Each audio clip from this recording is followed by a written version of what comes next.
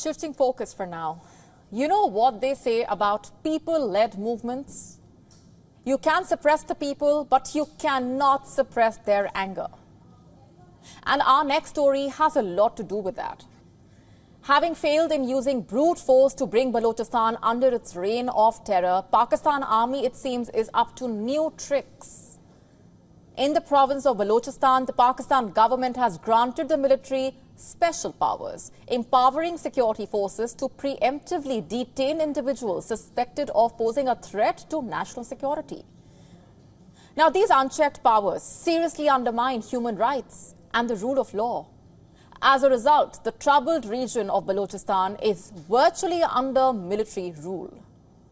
But let me tell you what triggered this. The Pakistani government has granted special powers to the military to combat terrorism following a surge in violent attacks in Balochistan.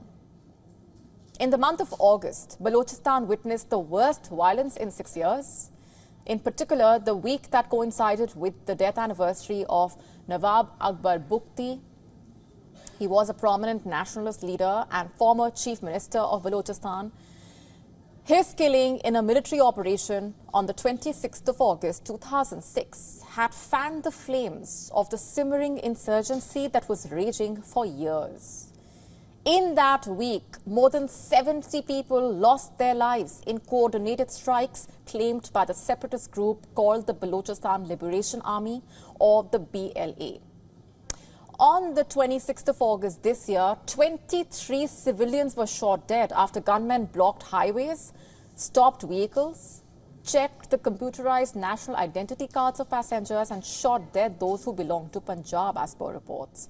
This growing violence in the current phase of the nationalist insurgency began in 2005. For decades, Balochistan has been enraged, angered at the denial of its legitimate economic and political rights by the Pakistani government. Balochistan is the largest province in Pakistan. It is also rich in natural resources, yet it is the most impoverished province of the country. There is widespread discontent among the Baloch people. They have complained about economic exploitation, about discrimination, about enforced disappearances, and brute force used by the Pakistan security forces. This has fueled the insurgency. But instead of reaching out to the people, Islamabad has asserted its control. The Pakistani government, acting under the command of the powerful military, has consistently resorted to what it calls counter-insurgency warfare. What they truly are doing is the blatant abuse of human rights, enforced disappearances, and what is known as the kill and dump policy. Coming back to today, the gruesome attack that prompted the Pakistani government to strengthen its security measures. According to Pakistan media reports, the federal cabinet has given full backing to the Balochistan provincial government and vowed to implement the Anti-Terrorism Act of 1997 in letter and spirit. The law basically empowers the security forces to preemptively detain individuals suspected of posing a threat to national security, but rights groups and activists have called Pakistan's Anti-Terrorism Act draconian. They have vehemently condemned the amendments to Pakistan's Anti-Terrorism Act. They say that the amendments, cloaked under the guise of national security, paved the way for arbitrary detentions, potential torture, among other abuses. They say that it represents a blatant violation of international human rights standards. Among the most alarming aspects of the amendments to the Anti-Terrorism Act is the provision allowing for the detention of individuals based solely on suspicion of potential terrorist activities. These are vague and sweeping powers, and they contradict the basic tenets of liberty and security by allowing arrests without substantive proof. These laws provide a dangerous legal cover for the Pakistan Army to target dissenters, critics, and anyone deemed a threat to the government. There is legitimate fear that the Pakistani Army, which is notorious for its long-standing repression of Baloch people, could use these laws as an additional tool to suppress them. Their peaceful protests, political opposition, and freedom of expression.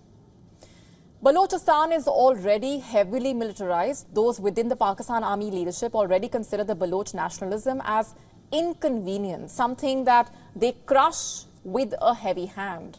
And it is this strategic folly that allows the anti-government movement to grow. Unfortunately, it is the people of Balochistan that end up paying the price. Meanwhile, Pakistan is mulling the export of donkey hide and meat to China to generate foreign exchange and employment in the country. On Thursday, Pakistan's Senate Standing Committee on Commerce met at the Parliament House to discuss the matter, as the export of donkey hide and meat is banned in the country since 2023. Earlier in June, the Senate Standing Committee was informed that the protocols for exporting donkey skin and meat to China have been finalized.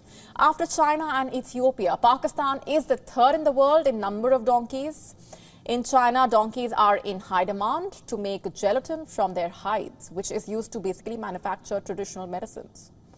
In 2022, China expressed its interest in importing donkeys and dogs from Pakistan. With an eye on the exports, Pakistan government set up a 3,000-acre donkey farm in Punjab's Okara district. Recently, Pakistan mentioned in its economic survey that the number of donkeys in the country has increased by 1.72% to reach 5.9 million during the fiscal year 2023 to 24. The data reveals that the number has been on a steady rise since 2019, with every year going stronger by 0.1 million. To stay up to speed with the latest news, download the WION app and subscribe to our YouTube channel.